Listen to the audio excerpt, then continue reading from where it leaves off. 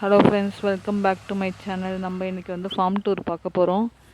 இது வந்து சுரக்காவோட கொடி கீழே படர்ந்து வரும். அது நீங்கள் கொடி ஏற்றுனீங்கன்னா மேலேயும் படர்ந்துருக்கும். இது வந்து 3 months 2 months அந்த மாதிரி காய்க்க ஆரம்பிச்சிரும். இது நிறைய டைம் அறுத்து விட்டு அந்த பூ வந்து திருப்பி காய் வந்துடும். இதுதான் இந்த கொடி.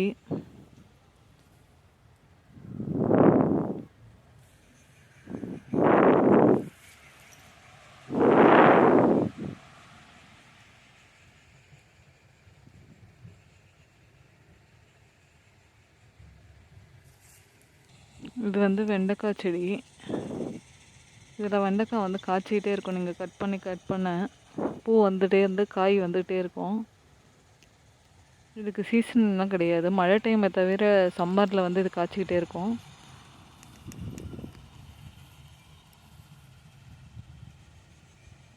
வெண்டைக்காய் வந்து நிறைய காய்ச்சிக்கிட்டே இருக்கும். இதுக்கு வந்து வெயில் ரொம்ப தேவை.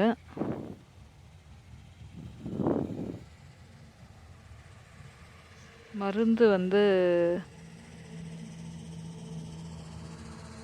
ஆர்கானிக், இன்ஆர்கானிக் ரெண்டுமே போடலாம். இன்ஆர்கானிக் போட்டிங்கன்னா சீக்கிரமாக காய்க்க ஆரம்பிச்சிடும், பூ வைக்க ஆரம்பிச்சிடும். ஆர்கானிக்கும் வந்து கொஞ்சம் லேட் ஆகும். அது வந்து அந்த மாட்டு சாணம், ஆட்டு சாணம் அதெல்லாம் வந்து மக்க வச்சு போடுறது தான் அது. ஆனால் இப்போல்லாம் வந்து சீக்கிரமாக காய்க்கணும்னு சொல்லிட்டு இன்ஆர்கானிக் போடுறாங்க மருந்து. இந்த செடியை பாருங்கள், நடுவில் வந்து கேப் விட்டு விட்டு போடணும். அப்போ தான் பறிக்கிறதுக்கு ஈஸியாக இருக்கும். ஆள் நடந்து போகிற மாதிரி இருக்கணும் நடுவில் வழி மாதிரியே. இது வந்து கையில் வந்து நீங்கள் க்ளவுஸ் போட்டு தான் பறிக்கணும். அப்படியே பறிச்சுன்னா சொன்னால் அப்படியே கையெல்லாம் எரிய ஆரம்பிச்சிடும். ப்ராக்டிஸ் ஆனவங்களுக்கு கொஞ்சம் ஈஸியாக இருக்கும். புதுசாக பறிக்கிறவங்களுக்கு ரொம்ப கஷ்டம்தான். ஒரு செடி 2 செடினா ஈஸியாக பறிச்சிடலாம். நிறைய செடி இருக்க சொல்ல கை அப்படியே அரிக்க ஆரம்பிச்சிடும். சொன்னால் மாதிரியே பிடுங்கும். இது நடுவில் வந்து இந்த வழியாக போயிட்டு 2 சைடு இருக்கான்னு பார்த்து பறிப்பாங்க. அடம்பாக இருந்தால் வந்து நிறைய காயை பறிக்காமல் விட்டுருவாங்க. ஸோ வந்து நடுவில் வழி வச்சு இந்த மாதிரி தான் செடியே நடுவாங்க. இது சொட்டு நீர் பாசனம். சொட்டு நீர் பாசனம் இருக்கும்போது வந்து தண்ணி அவ்வளோ தேவைப்படாது. சின்ன பைப்பில் போகும் தண்ணி. வேண்டப்போ யூஸ் பண்ணிக்கலாம். நிறைய தண்ணி வேஸ்ட் ஆகாது.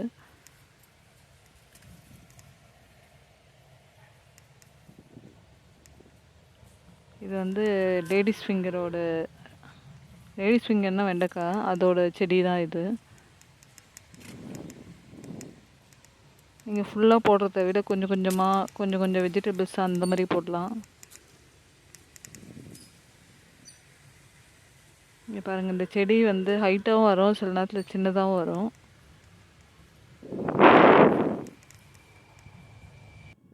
பாருங்கள், வெண்டைக்காய் ஃப்ரெஷ்ஷாக இருக்கிற வெண்டைக்காய். நீங்கள் வந்து விவசாயம் வயல்லே போயிட்டு நீங்கள் வாங்கினீங்கன்னா ஃப்ரெஷ்ஷாக இருக்கும். பாருங்கள் எவ்வளோ வழி இருக்குது பாருங்கள். இந்த நடுவில் போயிட்டு தான் 2 சைடு உள்ள வெண்டைக்காயெல்லாம் பறிப்பாங்க. ஸோ அதுக்கு தான் இவ்வளோ கேப் விட்டுருக்காங்க. இதெல்லாம் பூச்சி போட்டு வராது. ஸோ அதனால தான் இது.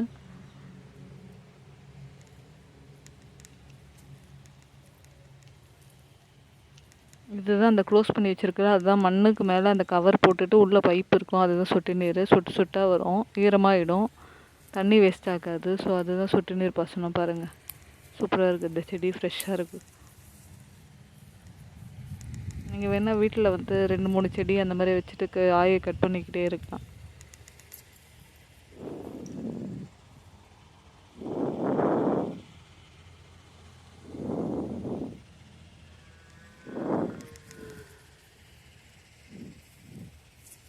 நீங்கள் வீட்டிலே போடுற மாதிரியே தான். நிறைய செடி போடாதீங்க. ஒரு 5 செடி வச்சுட்டாவே நீங்கள் வாரத்துக்கு 1 நாள் விட்டு 1 நாள் அந்த காய் காய்ச்சிக்கிட்டே இருக்கும், பூ பூத்துக்கிட்டே இருக்கும். ஸோ அதே குழம்பு வைக்கலாம், பொரியல் செய்யலாம், அந்த மாதிரி பண்ணலாம். நீங்கள் வந்து பிஸ்னஸ் பண்ண போகிறீங்க, காய் வியாபாரம் அந்த மாதிரினா நிறைய போடலாம். இந்த செடி வந்து வெண்டைக்காய் செடி முடிஞ்சிடுச்சு. நெக்ஸ்ட்டு வந்து வெள்ளரிக்காய், குக்கும்பர் சொல்லுவாங்க. இது வந்து கொடி. இந்த கொடி எப்படி இருக்குது பாருங்கள். மருந்து அந்த மஞ்சளாக இருக்கிறதெல்லாம் வந்து பூச்சி. நல்லா வந்து பச்சையாக இருக்கிறது தான் நல்லா ஃப்ரெஷ்ஷாக இருக்குது. பூச்சி இல்லாமல் இருக்குது.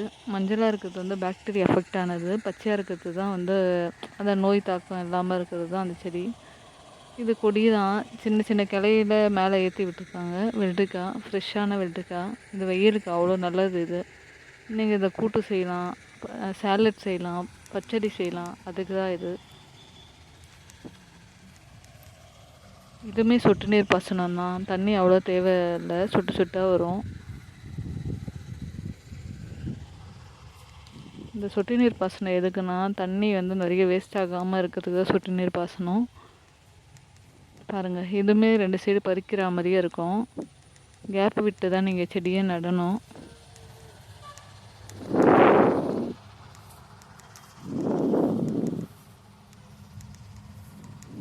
கொடி எப்படி இருக்குன்னு பாருங்கள். பச்சையாக இருக்கிறது வந்து நோய் தாக்காமல் இல்லாமல் இருக்குது. கொஞ்சம் எல்லோவாக இருக்கிறது நோய் தாக்கம். ஆனால் பாக்டீரியா அந்த மாதிரி வைரஸ் வந்துருக்கு. அதனால தான் செடி அப்படி இருக்குது. இதுதாங்க அந்த வெள்ளரிக்காய்.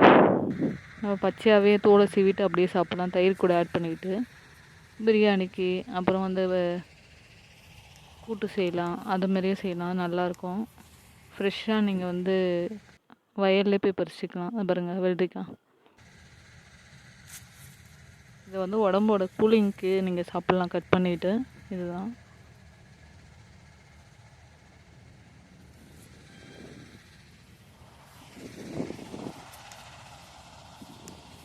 பூ நிறைய இருக்கோ அந்த காய் நிறைய வந்துகிட்டே இருக்கும். அதுக்கு தான் மருந்துலாம் அடிப்பாங்க.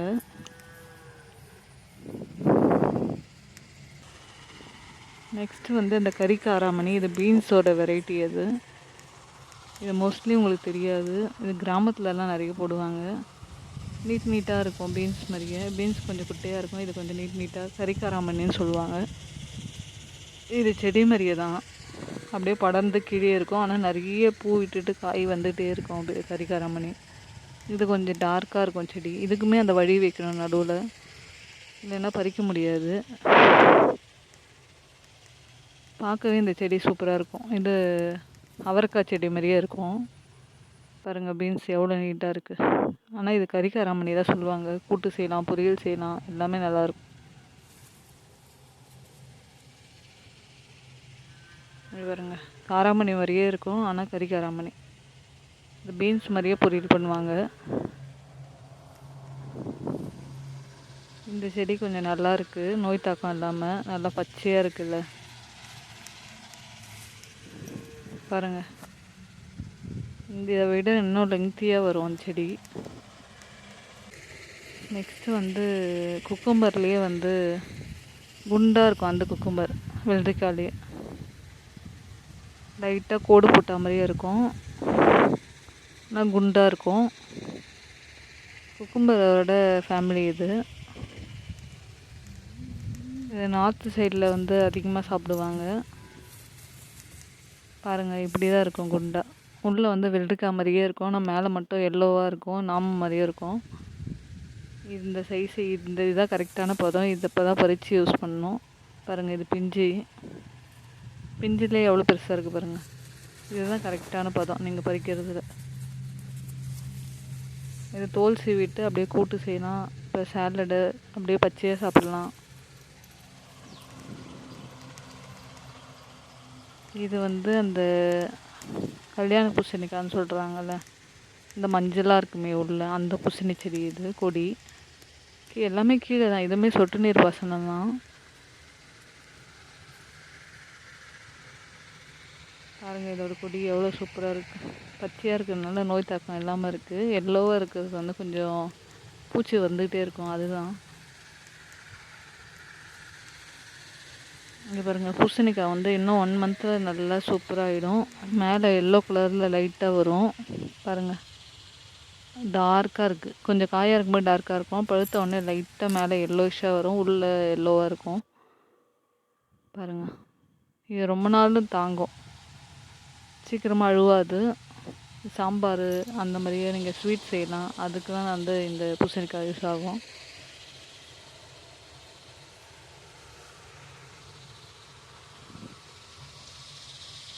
இதோட கொடியை பாருங்கள், சூப்பராக இருக்குது.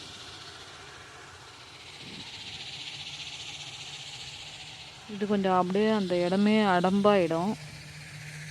இதுவுமே கேப் விட்டு விட்டு தான் நடுவாங்க. கொடி போச்சுன்னா அப்படியே அடம்பாயிடும். காலை வைக்க முடியாது. உள்ள பூச்சி எதனா கூட இருக்கும். இது பாருங்கள் எவ்வளோ குட்டியாக இருக்குது. ஒன்று ஒன்று சீக்கிரமாக பெருசாகவும் ஒன்று ஒன்று குட்டியாக இருக்கும். இன்னும் 1 மந்த்தில் அது ரெடி ஆகிடும் சூப்பராக. பாருங்கள் எவ்வளோ டார்க்காக இருக்குது. இது வந்து அந்த உள்ள மஞ்சள் பூசணிக்கான்னு சொல்லுவாங்க, பம்ப்கின்னு.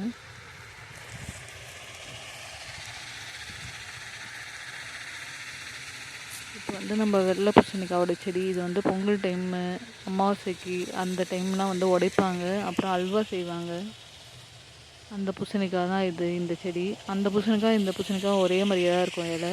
இது பொங்கல் டைமில் பொங்கல் வச்சு மேலே வச்சு சாமி கும்பிடுவாங்க. அதுதான் அதெல்லாம் அல்வா செய்யலாம். அப்புறம் டிஸ்ட்ரிக் உடைப்பாங்க. ரெண்டும் கலப்படமாக இருக்குது, இந்த பூசணிக்காவும் அந்த பூசணிக்காவும்.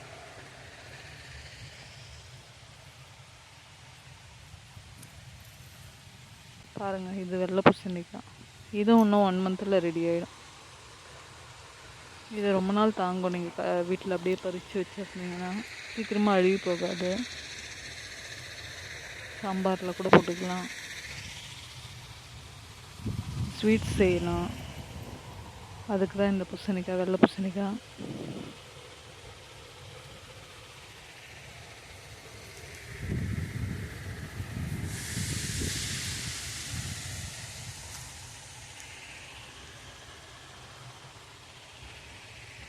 நம்ம வீட்டில் ஒரு செடி போட்டுக்கிட்டு அதிலே ஒரு 4-5 காய் அந்த மாதிரி காய்ச்சிரும்.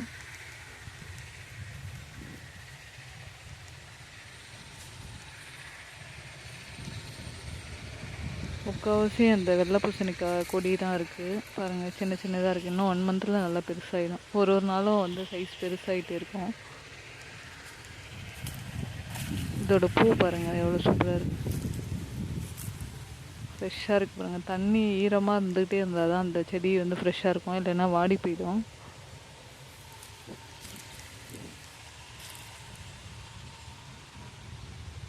இதில் வந்து முக்கால்வாசி இந்த வெள்ளை பூசணிக்காவும் மஞ்சள் பூசணிக்காவும் தான் நிறைய போட்டிருக்கோம். பாருங்கள் ஃபுல்லாக இந்த கொடி வந்து ஃபுல்லாக ஸ்ப்ரெட் ஆகிடும்.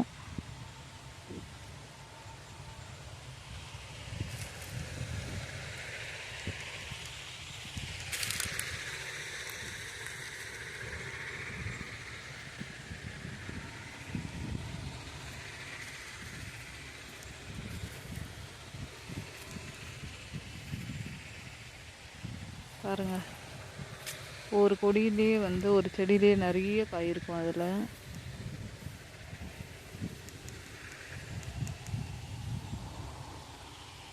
முன்னாடி காய்ச்சது சீக்கிரமாக அறுத்துருவாங்க, பின்னாடி காய்ச்சது கொஞ்சம் டைம் விட்டு அறுப்பாங்க. அதுதான் அந்த காய். பாருங்கள் குட்டி குட்டி பிஞ்சு 2-3 டைம் அறுப்பாங்க இது.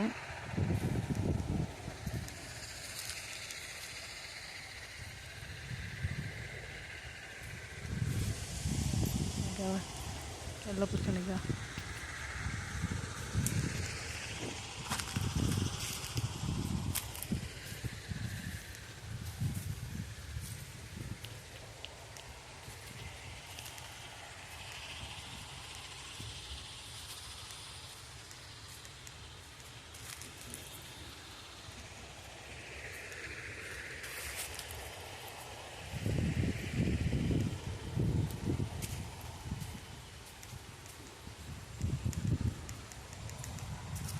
இதில் கொஞ்சம் பில்லுலாம் இருக்குது.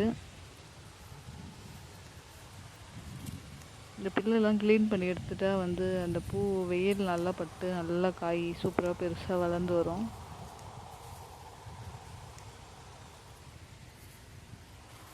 ஃபுல்லாக அந்த வெள்ளை பூசணிக்காய் தான் பாருங்கள். எங்கே கொடி போகுதோ அங்கே காய்க்க ஆரம்பிச்சிடும். மேலே கூட போய் அதுவே தானாக போயிட்டு காய்க்க ஆரம்பிச்சிடும் பாருங்கள்.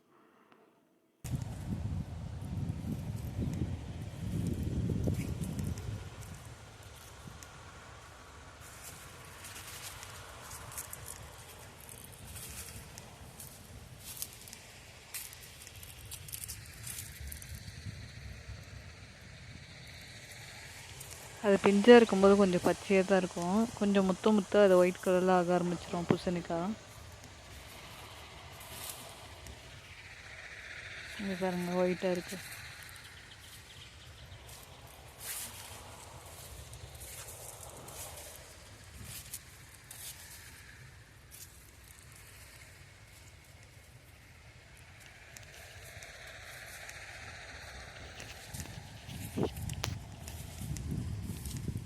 இந்த கொடி முடிஞ்சிச்சு. இப்போ வந்து சிறுக்கீரை, அரைக்கீரை. இது அரைக்கீரை தான். அப்பப்போ மேலே கட் பண்ணி விட்டுருவாங்க. துளுத்து வரும். ஸோ பெருசான பிறகு திருப்பி கட் பண்ணி அப்படியே கட்டாக ஆக்கிடுவாங்க. இது வந்து அரைக்கீரை. இது கட் பண்ணியிருக்காங்க. ஸோ அதனால தான் இப்படி தெரியுது. பாருங்கள், இது வந்து அரைக்கீரை தான். இது வந்து சின்னதாக இருக்குது. இது வந்து அரைக்கீரை. பெருசாக இருக்குது பாருங்கள், கட் பண்ணி விட்டுருக்காங்க. இந்த குட்டி குட்டியாக இருக்கிறது வந்து சிறுக்கீரை. குட்டி குட்டியாண்டு இதையும் கட் பண்ணி விட்டுருக்காங்க. குட்டியாக இருக்குது. இது சிறுக்கீரை.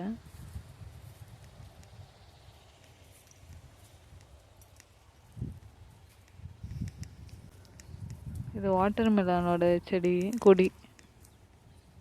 இங்கே பாருங்கள், இதுதான் சொட்டு நீர். இப்படி தான் இது. உள்ளார பைப் இருக்கும், மேலே கவர் போட்டுருவாங்க. உள்ளே மண் இருக்கும். மண்ணில் வந்து பைப்பு புதைச்சிருவாங்க. அங்கங்கே ஹோல்ஸ் இருக்கும் அந்த பைப்பில். அதில் தண்ணி வரும். மோட்ரு ஆன் பண்ணால் அதில் அந்த இடம் மட்டும் ஈரமாக வரும். இப்படி தாங்க இருக்கும் வாட்டர் மெலான். அந்த சின்னதாக இருக்கும்ல டார்க் க்ரீனில், அந்த இது எல்லா செடியுமே இப்படி தான் இருக்கும்.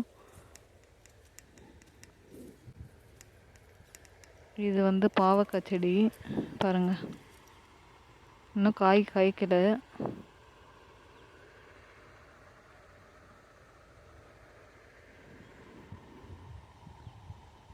இது வந்து ஒரு 10 செடி அந்த மாதிரி தான் வச்சுருக்காங்க. பாவக்காய் இப்படி தான் அதோட செடி இருக்கும். கொடி பாருங்கள், அது எங்கே போதோ அப்படியே அங்கே காய்க்க ஆரம்பிச்சிரும். பாருங்கள் பாவக்கொடி.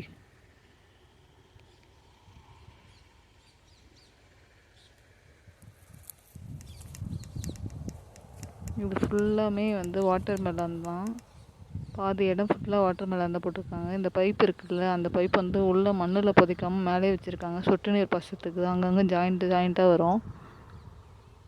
அதுதான் அந்த பைப்பு, சொட்டு நீர் பாசத்தோட பைப்பு. பாருங்கள், இந்த செடி தான் ஃபுல்லாக இருக்குது. இதுவுமே நடந்து போகிற மாதிரி நடுவில் வழி. அவ்வளோ வழி இருந்தும் அந்த கொடி போய் ஃபுல்லாமே கவர் ஆகிடும். அதுதான் அந்த வாட்டர் மெலானோட செடி. இதில் வந்து இன்னும் ஒரு 60 டேஸ் இதோட இது. அந்த 60 டேஸில் வந்து காய் காய்ச்சி கடகடன்னு சீக்கிரமாக காய்க்க ஆரம்பிச்சிடும். பாருங்கள் செடி எப்படி இருக்குது, நல்லா ஃப்ரெஷ்ஷாக. தண்ணி விட்டுக்கிட்டே இருக்கணும் இதுக்கு, ஒரு 3 டேஸ் அந்த மாதிரியோ ஒன்ஸு. ஏன்னா சொட்டு நீர்னால தண்ணி இழுத்துக்கும் டப்புன்னு.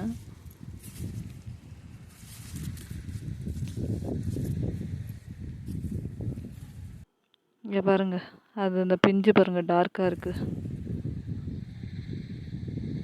இன்னும் 1 மந்தில் சூப்பரான வாட்டர் மெலான் ரெடி ஆகிடும். இங்கே பாருங்கள், காய் குட்டியாக இருக்குது. இதை விட இன்னும் கொஞ்சம் பெரிய சைஸ் ஆகும், அவ்வளோதான். ரொம்ப பெருசாகாது. ஸோ அதுதான். இதில் ஃபுல்லாக வந்து ஒயிட் வாட்டர் மெலான், அப்புறம் எல்லோ வாட்டர் மெலான், ஒயிட் பம்கின்னு, எல்லோ பம்கின்னு, அப்புறம் வெண்டைக்காய், பீன்ஸு, அதே தான் இருக்கும் ஃபுல்லாக.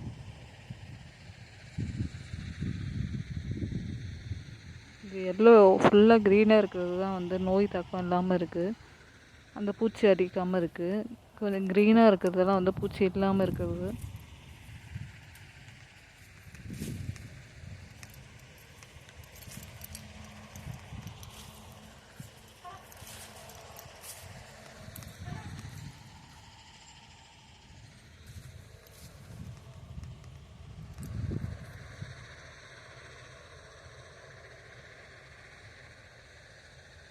வாட்டர் மெலனோட இது க்ரீப்பர்ஸ்னால் வந்து கீழேயே போகிறது. கொடி கூட இதை ஏற்றுவாங்க. கீழேயே போனால் தான் நல்லா காய் காய்ச்சி, வெயில் அதிகமாக இருந்தால் தான் நல்லா காய்க்கும்.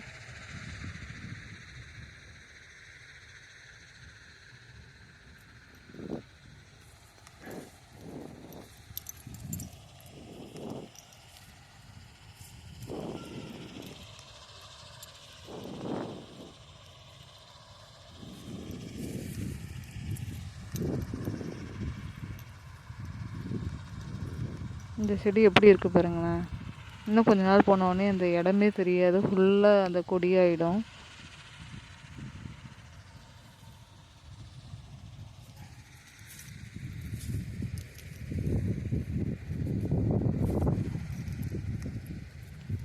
சில பேர் இந்த கொடியை பார்த்துருக்க மாட்டீங்க, அதனால தான் இந்த க்ளோஸ்அப்பில் நான் எடுத்திருப்பேன். வெயில் டைமில் எடுத்துருக்கேன்னா இந்த வந்து கிளியராக இருக்கும், ஸோ அதனால் எடுத்திருக்கேன்.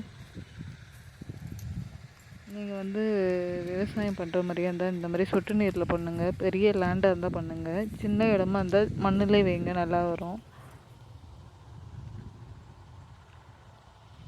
இதுக்கு கவர்மெண்ட்டில் வந்து நீங்கள் மானியம் மாதிரியே தருவாங்க, இந்த பைப் வாங்குறதுக்கு எல்லாத்துக்குமே. அப்புறம் அந்த செடி அதுக்கு தான் விதைலாம் கொடுப்பாங்க. இங்கே பாருங்கள், பிஞ்சு விட்டுருக்கு. இதை விட கொஞ்சம் தான் பெருசாகும், அவ்வளோதாங்க. அது ஒரு ஓவல் ஷேப்பாக இருக்கும் பாருங்கள். டெய்லியுமே அது வளர்ச்சி அதிகமாக இருந்துக்கிட்டே இருந்து சீக்கிரமாக இங்கே பாருங்கள் கிணறு. இதுதான் என்னோடய பழைய கிணறு. 2 கிணறு இருக்குது.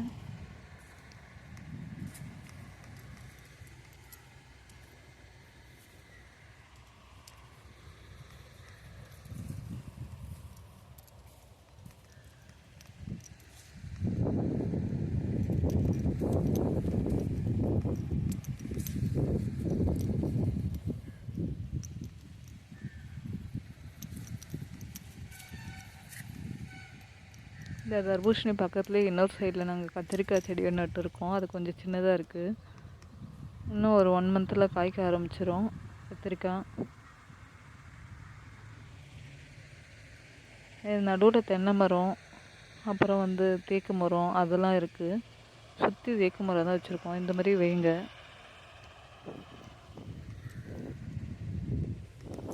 இது காம்பவுண்டு மாதிரியே இருக்கும் பாருங்கள். கத்திரி செடியும் இருக்குது பாருங்கள்.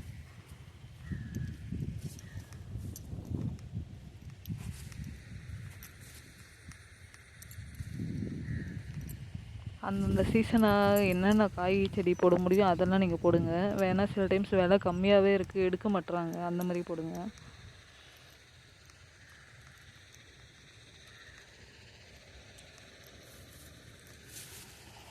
இந்த வெயில் டைமில் நீங்கள் பூரா வந்து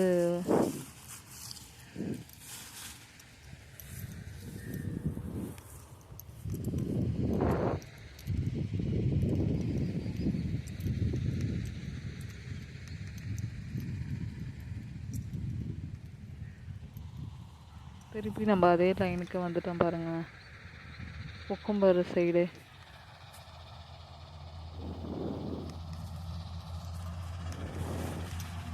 குக்கும்பர் வந்து பறிச்சாச்சு, பிஞ்சு தான் இருக்கும்.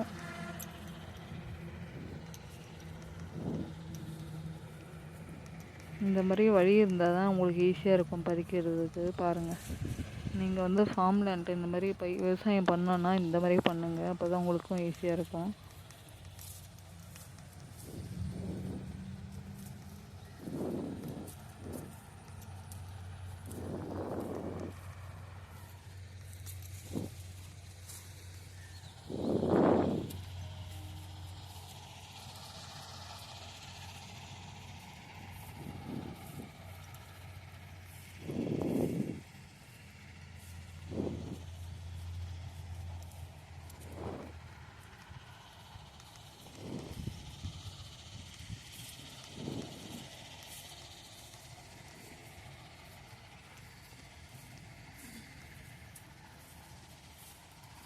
என்னோடய வீடியோ ஃபஸ்ட் டைம் பார்க்குறது இருந்தால் நீங்கள் சப்ஸ்கிரைப் பண்ணிவிட்டு பாருங்கள் என்னோடய சேனலில். நான் உங்களுக்கு வந்து ரொம்ப இம்பார்ட்டண்ட்டான நிறைய திங்ஸ் நான் சொல்கிறேன். முக்கியமானது எது எது என்ன பண்ணணும் அப்படின்னு. என்னோடய சேனலில் நீங்கள் சப்போர்ட் பண்ணுங்கள்.